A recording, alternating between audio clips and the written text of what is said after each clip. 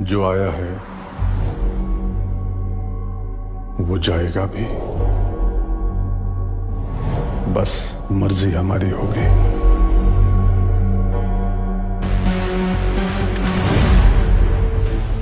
गद्दी पे चाहे हम रहें या मुन्ना, नियम सेम होगा।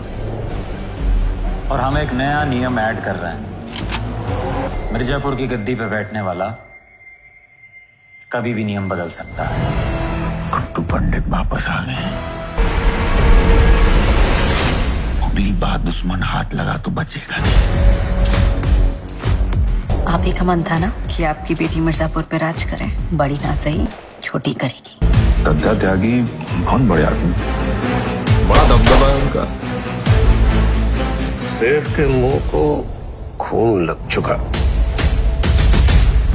शेर की उम्र ज्यादा है लेकिन बूढ़ा नहीं हुआ है वो।